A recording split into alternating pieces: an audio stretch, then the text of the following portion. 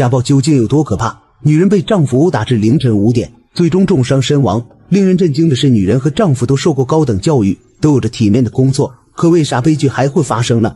法院的審查官解釋說，家暴在每個家庭都會發生，這取決於丈夫性格與妻子的態度。被毆打致死的女人叫紅梅，丈夫叫金柱。在婚後10幾年中，紅梅頻繁遭到丈夫家暴，可她最終都選擇隱忍和原諒，最後才釀成悲劇。那麼紅梅的悲劇又是什麼原因造成的呢？故事發生在2016年4月，那天晚上，紅梅的父親在廚房裡準備晚餐，這時孫子突然一臉慌張地跑來告訴他，媽媽出事了。等他跑到現場查看，女兒已經重傷身亡。根據後來的屍檢報告，她口鼻溢血，胸腔肋骨被打斷，甚至連子宮都被打得鼓起，死狀相當慘烈。父親悲痛欲絕，立馬報了警。讓人意外的是，金柱還處於醉酒狀態，一直未曾離開現場。父親哈斯生布爾立馬認定施暴者就是女兒的丈夫金柱，因為這已經不是金柱第一次對女兒動手了。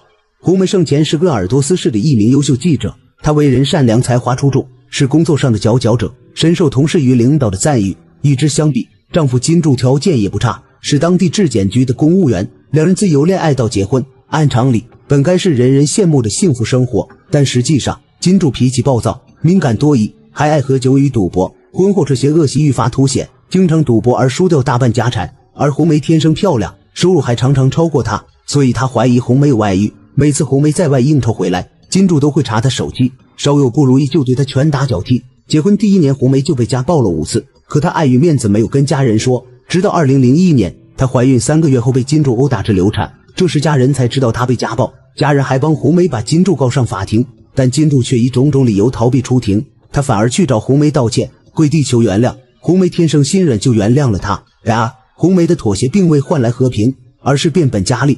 2013年10月，紅梅再次遭金柱更為殘忍的暴力行為，直接導致枕骨粉碎、凹陷性骨折，在醫院躺了2-3個月。出院後，她堅決起訴離婚，並開始與金柱分居。然而1年後，紅梅再次被金柱的軟磨硬泡所動搖，選擇了復合。因為考慮到孩子，父親深知金柱的惡習，是屢教不改的家暴者，他極力勸說女兒離開金柱，但是女兒不聽，一再選擇相信丈夫金柱。對於女兒的選擇，他這個做父親的也很無奈，所以他只能嘗試幫助女兒修復家庭矛盾。為了幫助女兒，他們老兩口也是煞費苦心，一個勸金柱要相信女兒，不要過多猜忌，一個經常給他們小兩口送飯，讓他們能好好過日子。可惜老兩口還是低估了家暴的嚴重性，以至於釀成如今的悲劇。看到女兒悲慘離世，父親哈斯生布爾悔不當初，可現在也於事無補，所以他只能為女兒討個公道。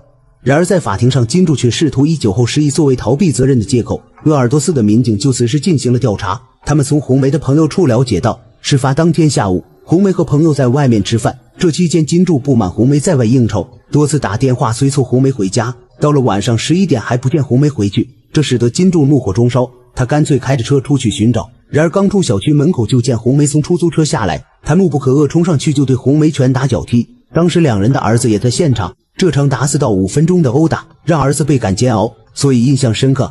隨後回到家，他們還因為這事持續爭吵，金柱對紅梅又是新一輪的毆打，一直毆打紅梅到凌晨5點，紅梅被打得奄奄一息，連周圍的鄰居都聽到了紅梅的呻吟。第二天只能跟單位請假沒去上班，到了下午5點，紅梅重傷去世。根據公安司法中心鑑定，紅梅是因為頭部多次受到打擊，導致顱內出血死亡。儘管金柱否認自己打死紅梅，可是有鄰居和孩子的指證，還有行車記錄儀都表明金柱就是施暴人。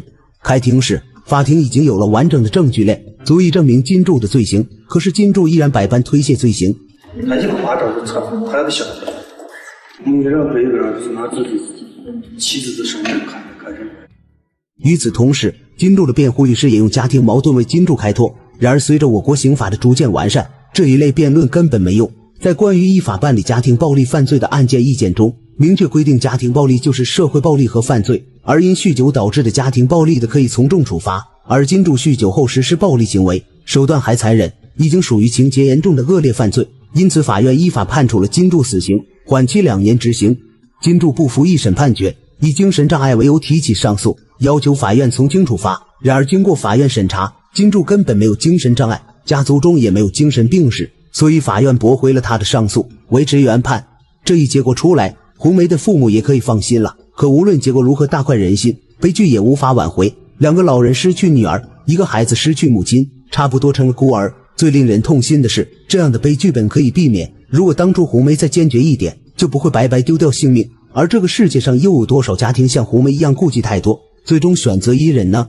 紅梅的悲劇讓我們看到了家暴的可怕之處。她一個受過高等教育、有了體面工作的女性，卻在家暴的陰影下生活了10幾年，最終付出了生命的代價。這給我們敲響了警鐘，我們需要正視家暴問題，從源頭上預防和減少家暴的發生。一旦我們受到家暴，我們一定要拿起法律武器維護自己權益和尊嚴，讓家暴者付出應有的代價，而不是一而再再而三的心軟原諒家暴者。一時心軟只會帶來更嚴重的後果。